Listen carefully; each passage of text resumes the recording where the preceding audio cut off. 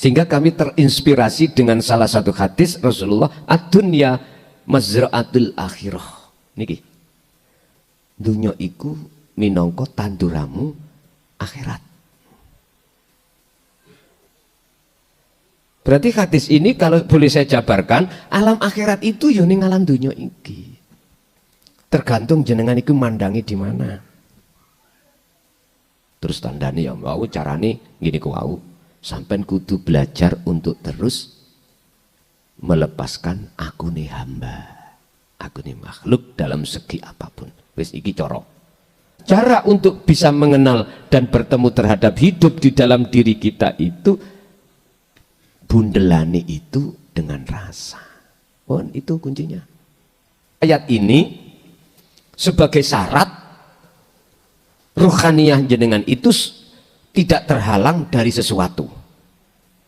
Wala yusyrik bi ibadati rabbih ahada. Ojo sekali-kali ning jero dodomu, di dalam dada kita itu ada wujud saliyane Allah. Bahasa sederhana, jangan pernah jenengan punya dzon, prasangka, bahkan iktikad, keyakinan bahwasanya yang melakukan itu kita makhluk. Bapak Ibu, kita umat manusia itu sedikit sekali banget untuk mau menerima, belajar menerima, apalagi melaksanakan proses-proses untuk bisa memandang alam akhirat ini. Intinya ngeten, selama mata ruhaniyah kita masih tergolong mata hati yang buta, tidak bisa. Urusan sebabnya ngene niku wau, kita tidak mau untuk meneruskan belajar di dalam ilmu sejati. Saya katakan zalat hayatat dunia, hilang keindahan alam dunia, karena jenengan bisa membedakan karena sudah pernah mengalami alam dunia itu bagaimana indahnya, alam akhirat itu bagaimana indahnya. Saya mengatakan alam akhirat itu pun dibayangke apa sing dibahas oleh golongan saudara kita di AM niku lho, mboten to nggih? Mboten. Yang kula maksud alam akhirat itu adalah maqam musyahadah, maqam ma'rifatullah yang disebut ihsan teng mriku. Dalam surah Ar-Ra'd ayat 28 Allah mengatakan alladzina amanu, orang-orang yang beriman itu hatinya mengapa kok yo anteng indah damai, bisa bab opo? Dzikrillah, sebab mereka itu memegang tali Allah. Ala bidzikrillahi tatmainnul qulub. Jadi mereka beliau-beliau itu bidzikrillah, bisa menemukan kedamaian, bisa menemukan ketentraman jiwa itu, nggak mengenal gelisah, susah dan lain sebagainya seperti di dunia ini, disebabkan bidzikrillah. Qulubuhum, hati beliau itu dikatakan hati yang damai, indah, bidzikrillah, sebab dia selalu memegang tali Allah. Sehingga ditaukiti Allah, ala bidzikrillah tatmainnul qulub. Ingatlah bahwasanya hanya dengan Anda ini mengingat Allah, berzikir atau memegang tali Allah, itulah hati akan menjadi damai. Bukan zikir yang dimaksud itu diucapkan di lisan, itu bukan yang diucapkan di hati dengan bahasa lafaz, bukan dengan bahasa suara, bukan rasa yang ada di dalam diri Anda niku sampai bangun, sampai gugah, tangekno. Carane yo rasakan kehadiran wujud sejati di dalam diri, iku sebetulnya wahwa wujudullah, sebab fikul limukawwanat iku ing dalem saben-saben makhluk, ya termasuk jenengan kali kula niki. Khafiyun utawi ono sesuatu yang paling halus samar, ditegaskan ai al hayyu sifate urip, wa huwa wujudullah, itulah sebetulnya wujudnya Allah. Mbah-mbah kita dulu itu sederhana Pak, nek ngomong, nek dawuh niku ya kuwi kudu kenal uripmu. Ada ya? Kuwi kudu kenal uripmu. Urip ning dalam diri kita itu loh Pak maksudnya. Lah, cara untuk bisa mengenal dan bertemu terhadap hidup di dalam diri kita itu bundelane itu dengan rasa. Itu kuncinya. Dengan rasa.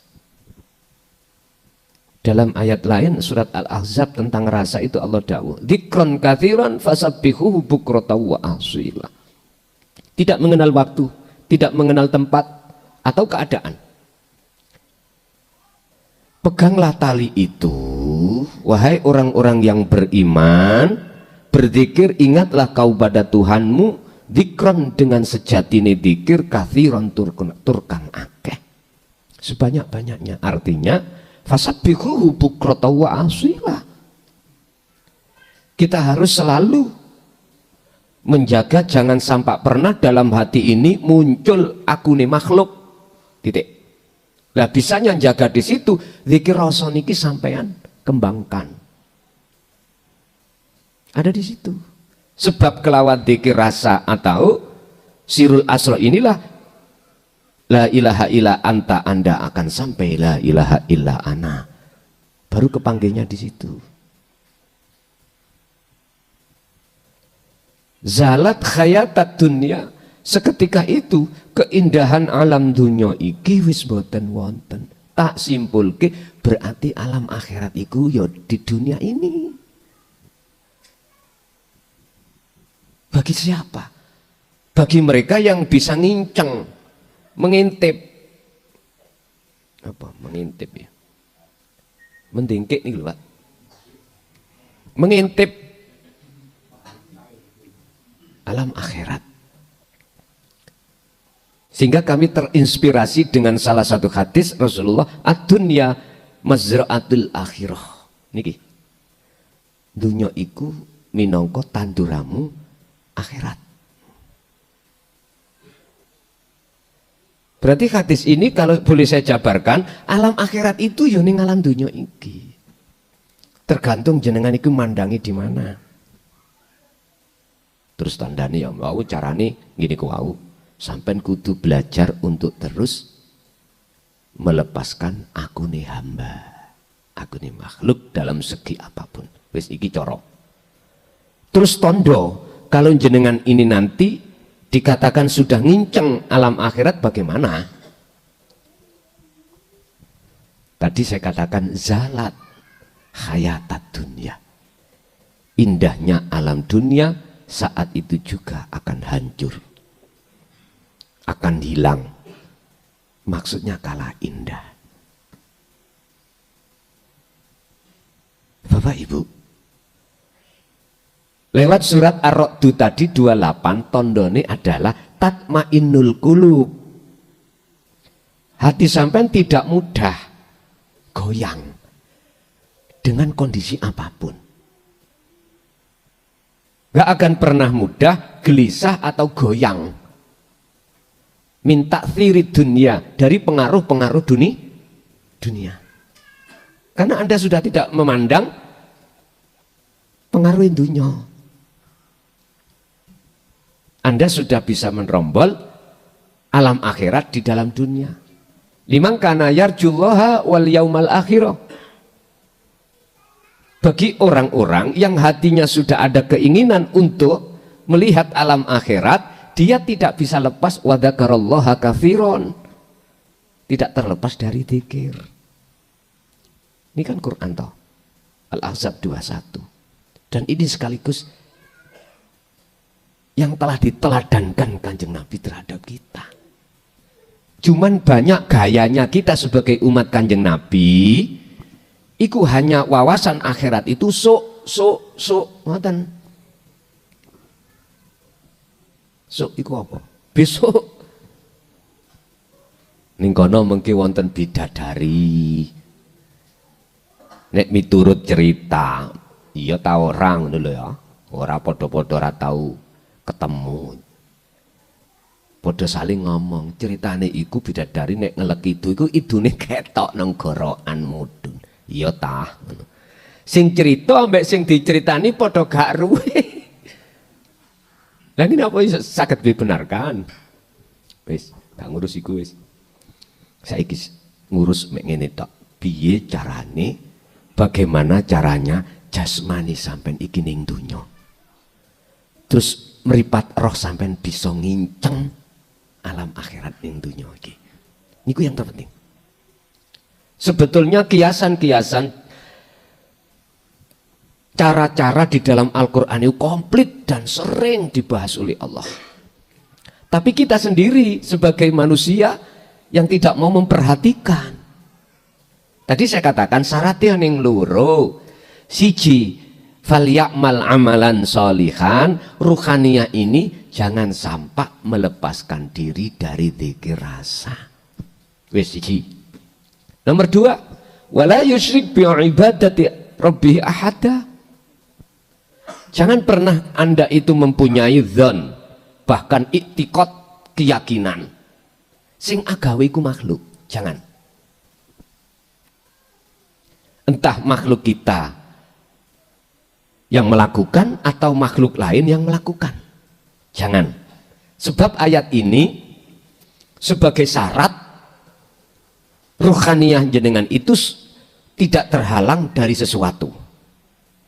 Wala yusyrik bi ibadati rabbih ahada. Ojo sekali-kali ning jero dodomu, di dalam dada kita itu ada wujud saliyane Allah. Bahasa sederhana, jangan pernah jenengan punya dzon, prasangka, bahkan iktikad, keyakinan bahwasanya yang melakukan itu kita makhluk. Dalam hal napa mawon lho Pak, tanpa kecuali. Lah inilah yang dimaksud man ra'a akhirata zalat hayatad dunya. Barang siapa yang bisa menginceng melihat alam akhirat, maka alam dunia ini seketika itu akan sirna indahnya. Wis mboten kepencut sampean. Sudah tidak terpengaruh lagi dengan gebiarnya dunia, sudah tidak. Tergantung jenengan masihkah tetap waqtasimu bihablillahi jami'a wala tafarraqu atau tidak. Si tetap jenengan pegang teguh tali Allah dzikir atau tidak. Itu. Pertama sampean sudah pernah diperlihatkan Allah alam akhirat, yaitu alam kelanggengan, mesti hati sampean iku tentrem. Ibaratnya bahasa guyonan. Jenengan nek duwe hajat nang bojo lho, ora iso ngadeg.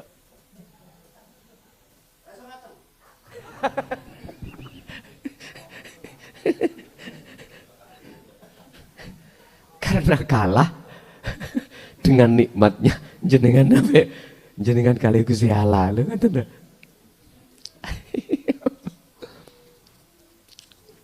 Bapak Ibu, semuanya sudah Allah gelar. Tinggal pertanyaannya kita ini mau lanjut apa mboten?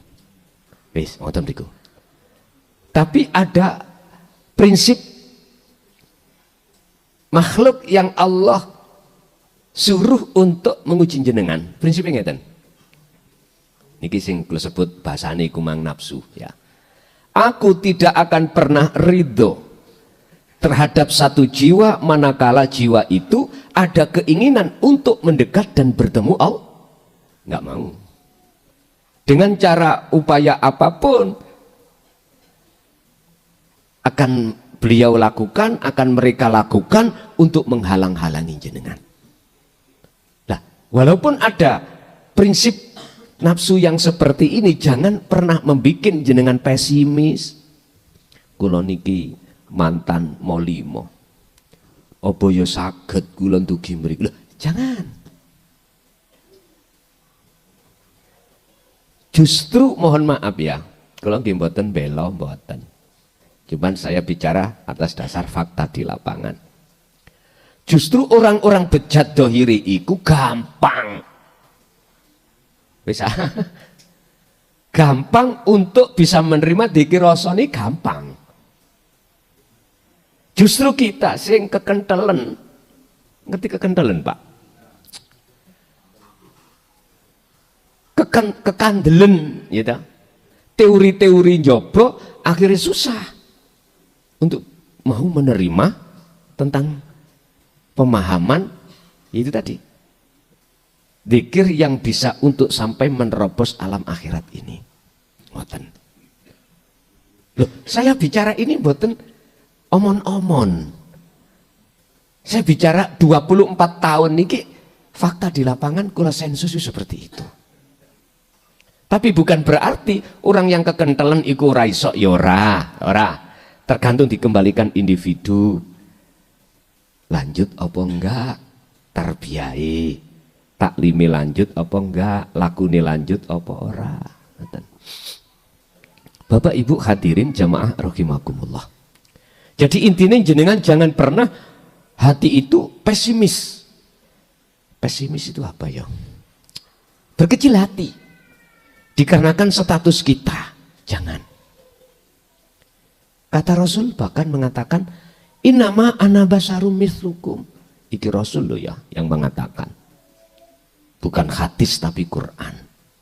Aku iki padha ambek awakmu rek. Nek cara bahasa mriki ya becak ngoten nah. Mas. Padha ambek awakmu. Tinggal kita mau apa mbak untuk lanjut di situ sama manusianya. Nek ra trimo ya ora apa-apa. Tapi saya ndalan. Sanjang ngeten iki ndalan, artine ndalan ya ana dalile Quran pisan. Cuman beda tafsirannya mungkin. Kalau kami mentafsirkan ayat itu, Rasulullah tidak membedakan di antara kita. Tidak. Yang kedua, ayat itu Rasulullah nggak pernah mendorong umatnya untuk nyembah beliau, enggak. Untuk memuji beliau, enggak. Justru nek diterusake ayat iku ngeten. Ilahukum ilahu wahid. Sembahlah siapa yang ku sembah. Pujalah siapa yang ku puja. Siapa? Ilahu wahid. Jadi ayat ini tidak memakai kalimat ahad tapi wahid. Tapi maknanya sama.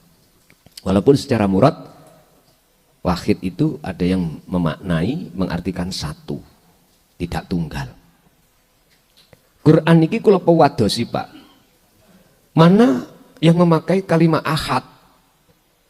Sementara hanya kami temukan di dalam surat Al-Ikhlas saja. Lainnya wahid, wahid, wahid. Padahal maksudnya sama. Ada apa semua ini? Nah, inilah yang dimaksud suhudul wahda fil kasrah. Saya Siti Jenar iki ngomong ngeten. Jenar. Ben sing mesti sancing geding ya aku cek geding. Wong ngeten tingkatane ahli zuhad iku nek dipuja iku nangis. Wedi, khauf. Wedi niki Kang. Nek tingkatane ahli zuhad itu ngoten. Wedi apa? Wedi keplicuk. Sebab yang berhak dipuja adalah wahid tadi, nek miturut surat Al-Kahfi tadi, ilahukum ilahu wahid. Tapi kalau tingkatannya orang yang sudah ma'rifat, detik-detik di alam musyahadah, alam kelanggengan itu Pak, malah kebalikannya, seneng. Ya apa bedanya? Niku di dalam Hikam Sarah Fasol 157 kalau nggak salah. Itu dikatakan Az-Zuhad itu adalah orang yang diproses Allah untuk bertemu Allah. Dia sudah dibekali berbagai pengetahuan tentang masalah alam kasafah, alam musyahadah itu bagaimana, sudah dibekali, sudah tahu. Sehingga beliau itu khauf, wedi. Khaufan, takut. Karena dia tidak boleh dipuja. Terus akhirnya engko nek wis tekan ma'rifatullah di situ disebut arif, dia seneng. Lha apa sebabnya? Sebab az-zuhad iki kala-kala, ngerti kala-kala? Terkadang ya. Cara ma'rifati kita itu belum sempurna. Terkadang itu masih memandang makhluk. Alasan itulah sehingga yang muncul dalam dirinya ketakutan. Tapi arif yang sudah kamil di situ senang. Loh, kok bisa senang? Karena gambar makhluk sudah tidak ada. Justru beliau memandang sing mulyakake bukan makhluk, tapi sing mulyakne Gusti Allah, mulyakne Gusti. Lah, lucu nggih? Lucu. Qadim ala qadim gini ki maksudnya. Ilmu tauhid itu ilmu sejati, Pak. Tidak mau belajar ilmu-ilmu yang untuk mengesahkan pada Allah. Ini loh persoalannya. Awalnya dari situ. Akhirnya hati selalu terpengaruh dengan tipu daya nafsu di dalam diri kita. Akhirnya alam akhirat gelap buat kita. Akhirnya wujudi Allah samar buat kita. Tadi sudah saya katakan, al-khafiyyu al-khayyu wa huwa wujudullah. Sak temene wujude Allah itu di dalam setiap diri panjenengan. Sing disebut samar mang lho. Mengapa kita sebut samar? Karena kita belum tahu. Iktikad kita, iman kita belum menyentuh kerasa. Ingat, kita tahu di dalam tatanan Islam, iman, ihsan. Rasa di dalam iman ini belum ada dalam kita. Akhirnya itu tadi loh, alam akhirat gelap. Harus sampai tinggalkan iktikad iman yang selain daripadanya itu. Baru di situ akan dibukalah hijab itu.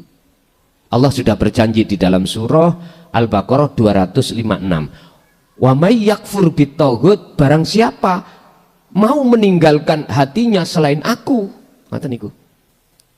Dalam hal apapun. Contoh yang tadinya kita ngendel-ngendel nih amaliyah disebut iktimat.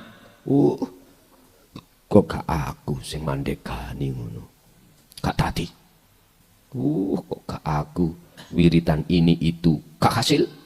Iku iktimat. Kok gak aku saha ikhtiar koyok ngene, gak mungkin terjadi. Iku iktimat.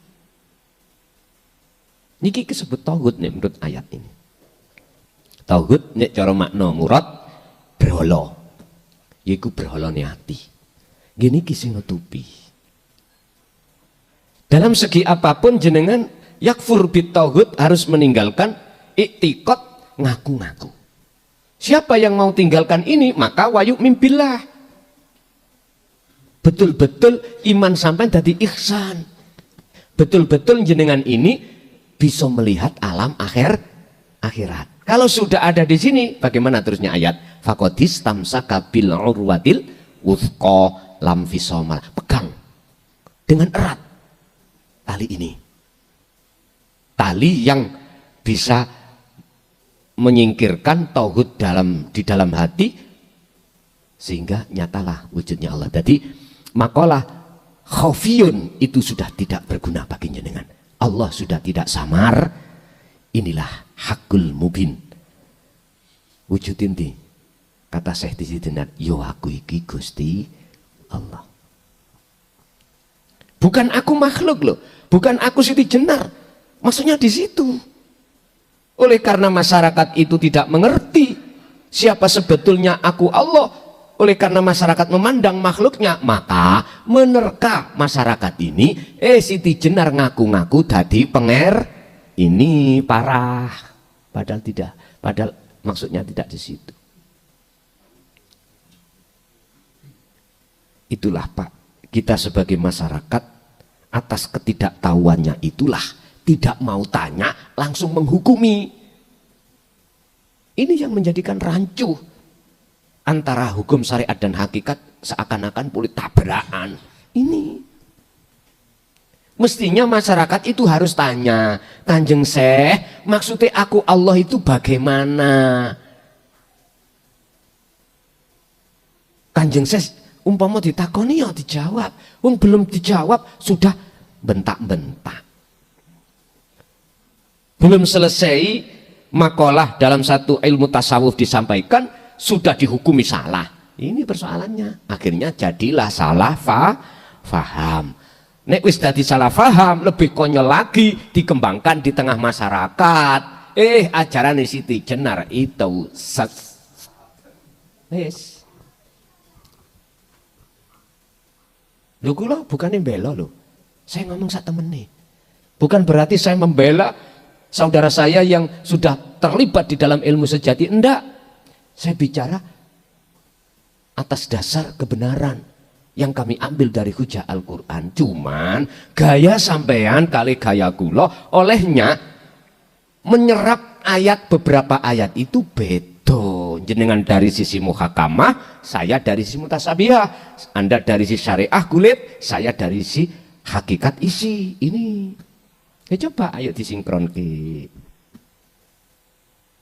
Coba ayo dingen. Kalau posisi kita itu kebenarannya di mana? Sebab itu juga sudah pernah ku alami. Orang syariat nyembah itu tujuannya supaya likok nang Allah. Orang torikoh yang sudah diijazahkan dikir jahrilan siri ketika beliau khususiyah atau solo, itu tujuannya supaya wusul nang Allah. Lah gitu dah. Nah, sing tahu mlebu torikoh mesti ngoten. Jenengan dibimbing aurat-aurat, dibimbing wirid, dibimbing bacaan ini itu, tujuannya marek madep supaya ketemu Allah. Kula tanya, sudahkah tanda-tanda di antara kita yang ada di situ wusul sudah dikatakan wusul makrifat pada Allah? Kau usah bohong. Pasti tidak bisa, Pak. Karena apa?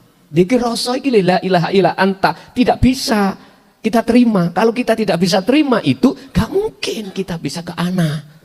Ininya ada di situ. Kan di dalam Al-Quran kan kita dididik tentang pengenalan sifat, asma sifat, dat, ya tak?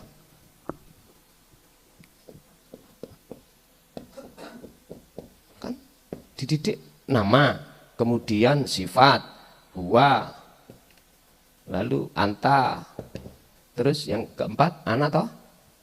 Kan dididik tauhid ini toh. Bagaimana mungkin kita masih berputar-putar di sini sementara kita tinggalkan ini, anta ini bisa untuk ke ana. Nek cara bahasa ditutupi gimana? Oh iki. Secara sistem ya ora bisa. Akal sekarang secara akliyah saya jawab. Bagaimana mungkin aku bisa melihat buku ini kanti nyata, nggak rahasia alias nyata, lawang mata saya gak gelem melek. Ini anak SD bisa jawab loh Pak. Ya nggak mungkin lah. Yang ada pada diri saya samar khofiyun, samar, ya nggak bisa. Lah, jikalau kau betul-betul ingin wujud nyatane buku ini betul-betul al-haq, ya melek. Loh wis. Lewat bahasa akliyah ngene sik umpama ora paham ae ora gelem nampa, embuh wis tak tinggal mangan rukem iki. Apa? Anggur ya.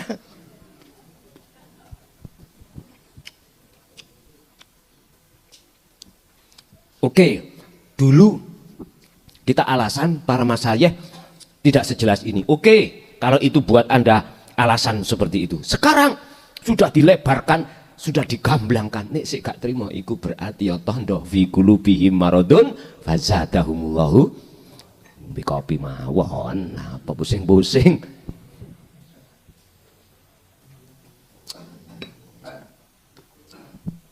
Pun Pak, balik nang materi. Ojo pisan-pisan jenengan ing dunya duwe ati pesimis. Senajan jenengan kali kula iki ahli maksiat secara dohir, bahkan secara batin, mantan ahli maksiat dohir batin, ojo sampai pesimis. Jangan, untuk tidak ketemu Allah, enggak. Allah sudah janji, tadi saya katakan, janji Allah itu pasti akan terjadi. Al-Baqarah 256, wa may yakfur bit-taghut wa yu'min billah. Barang siapa yang betul-betul ingin tinggalkan selain aku, disebut taghut iku, mongko akan ketemu aku. Ya aku iku maksudnya ana. Proses untuk bisa ke ana, anta dulu dikirasa iku kedah harus diasah. Pun wonten sing takok.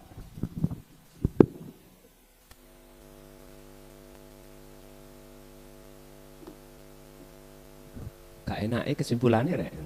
Langsung mak jeglek. Ya wis tak terus aja rada halus.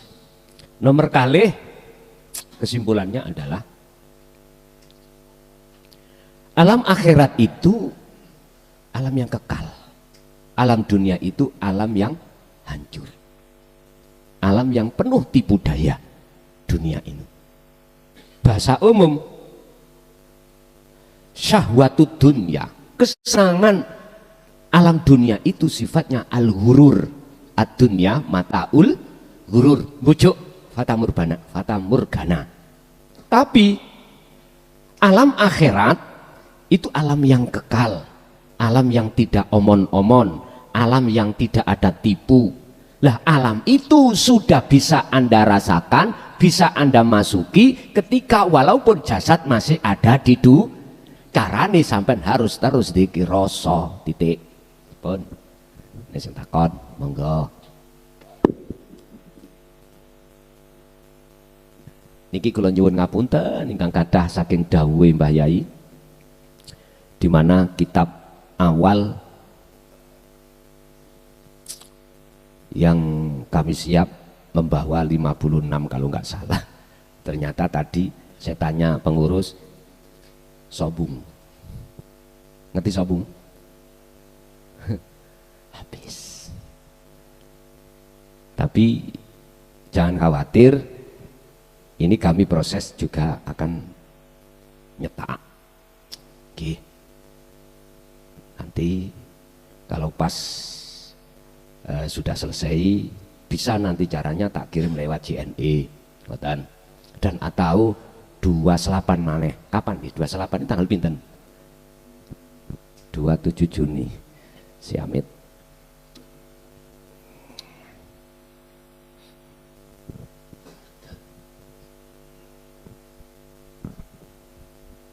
Niki nek mboten kula tulis langsung dindih tiang inggo. Nggih. Nggih, selalu diingatkan Mbah Yai nggih, mohon. Juni nggih. April, Mei, Juni 27, alhamdulillah dereng wonten sing nglendhe. Ngeten.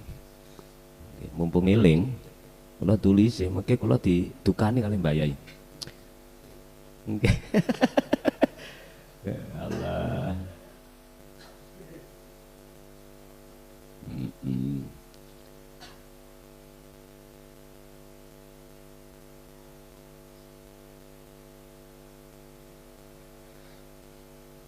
Oke, atau mungkin biar kami bawa nanti tanggal 27 Juni. Oke. Asline senes bagi aku loh niku. Bagian kula mung nulis urusane terus sudah selesai. Wonten pengurusnya dewi untuk mentaskeh ke Jakarta, minta apa namanya diterbitkan surat izin. Niku urusan kula mek nulis selesai, habis itu Word, PDF sudah tak kirim. Berarti main mboten wonten nggih, mboten wonten nggih. Nggih. Nggih, sesuk nggih kedah diimutaken melih ngaten nggih ya. Ngaten. Nggih wonten sing tangklet monggo Pak.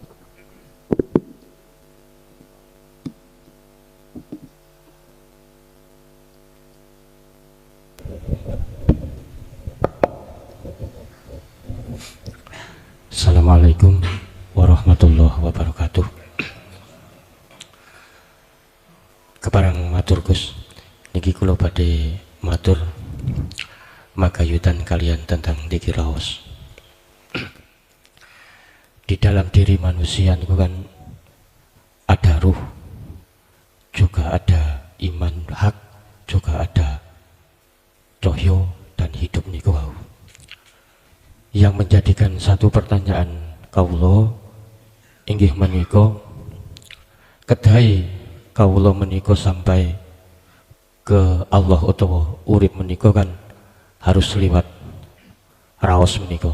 Lah pertanyaan kawula menika napa to niku ruh menika saking kawula Gus. Kula akhiri wassalamualaikum warahmatullahi wabarakatuh. Waalaikumsalam warahmatullahi wabarakatuh. Tinggal saya menjawabnya di posisi atau di kacamata mana.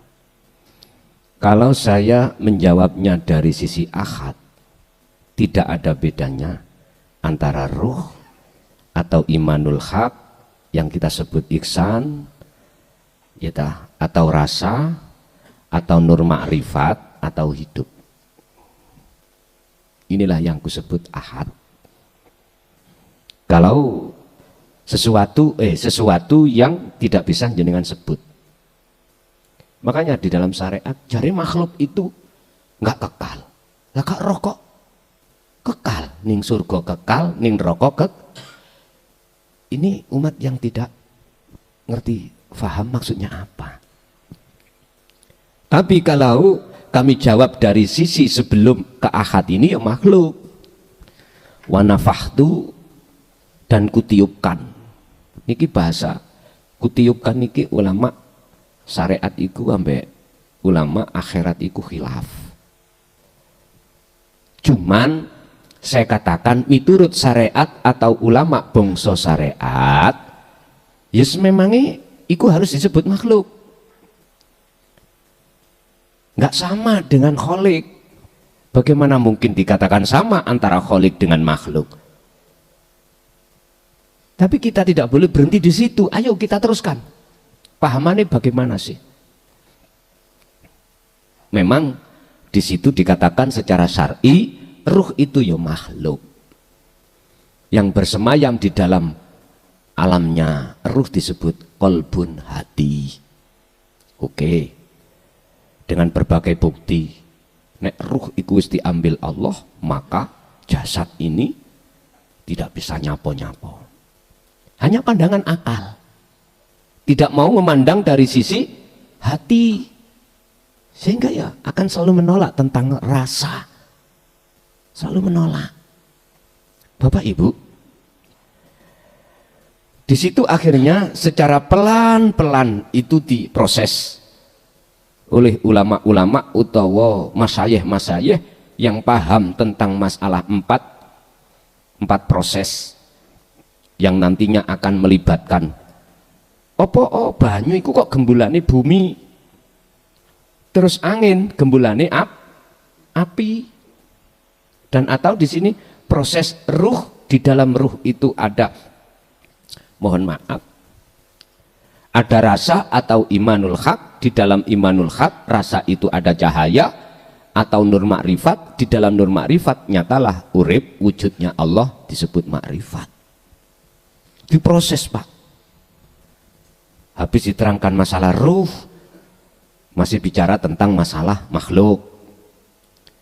Terus dia harus bermodal rasa untuk bisa bertemu Allah. Akhirnya kita mengasah dzikir. Ketika itu terus berlanjut, maka Allah akan memunculkan, menyalakan nur makrifat. Loh, ketika saat nur makrifat sudah dinyalakan Allah, kegelapan itu hilang, yang Allah asalnya itu samar, akhirnya jadi nyata. Ya niku sing disebut makrifat. Loh, di proses seperti ini kadang-kadang masih bantah. Apalagi langsung berbahasa Siti Jenar, aku iki Allah. Allah ya aku iki. Siti Jenar gak ono sing ono Allah. Nah, pandangan Siti Jenar itu tidak sama. Iktikadnya itu dengan kita pada saat itu. Oleh karena kita belum kenal sejatine urip pada Siti Jenar, kita bisanya memandang makhluknya, maka kesimpulannya kita memberikan kesimpulan Siti Jenar telah ngaku-ngaku jadi penger. Nah, iktikad kita nggak sama dengan beliau. Iktikad beliau kemakhlukannya sudah fana, Pak. Makanya di dalam Fasol 157 sarahnya matan kitab hikam itu dawuh ngeten. Masyarakat iku ya, masyarakat. Kok ngerti sing duweni sifat puja iku Gusti Allah. Maka masyarakat itu nggak akan memuja selain Allah. Di fasal itu kan membedakan antara az-zuhad dengan al-arifun. Ada di situ. Kalau tahu, berhubung masyarakat nggak ngerti, akhirnya mohon maaf sekali lagi, saya akan luruskan tauhid yang pernah disampaikan Rasulullah. Akhirnya masyarakat itu dengan iming-iming sapangat, ngerti sapangat nggih? Syafaat, berani untuk memuja pada makhluk. Yang makhluk itu entah benar atau tidak ngaku-ngaku sebagai keturunannya. Padahal sudah jelas di dalam surat Al-Qasas itu kalau nggak salah. Allah dawuh, "Kulillahi syafa'atu jami'an." Muhammad katakanlah, kalau syafaat itu milikku, bukan milikmu. Ngoten niku. Entah itu dulu siapa sing memelintir ayat ini, aku juga nggak tahu. Faktanya memang gitu, Pak. Faktanya memang gitu. Umpama tak ayat ini tak sederhanakan, ngene lho dulur. Oleh karena syafaat itu diletakkan Allah di jeruk iki, akhirnya seakan-akan jeruk bisa memunculkan rasa manis. Sampai nek tak lewatkan secara akliyah seperti ini sih rapaham. Oke, langsung mawon. Tadi berbicara menyentuh Kanjeng Nabi. Ngeten lho dulur. Syafaat pertolongan iku sing duwe Allah. Oleh karena Nabi Muhammad dipilih oleh Allah, diletakkanlah pertolongan terhadap Muhammad yang seakan-akan Nabi Muhammad itu bisa mensyafaat. Lah sementara yang ku dengar mboten ngoten. Sing bisa nyafaati Kanjeng iki tak luruske walaupun pahit ku rasa. Pahit Pak, temen. Tetep tak sampai no. Aku tahu resiko nih gue. Hujatan, cacian terhadap saya, sudah itu memang resiko, harus ku sampaikan. Urusan diterima gak diterima itu urus aku. Cuman saya hanya menyampaikan risalah apa yang pernah beliau sampaikan, tanpa mengurangi, tanpa menambahi. Masa sih dari ayat itu kita sih tetap beriktikad yang mempunyai syafaat itu Kanjeng Nabi? Jikalau masih tetap begitu jenengan, itu urus aku loh ya.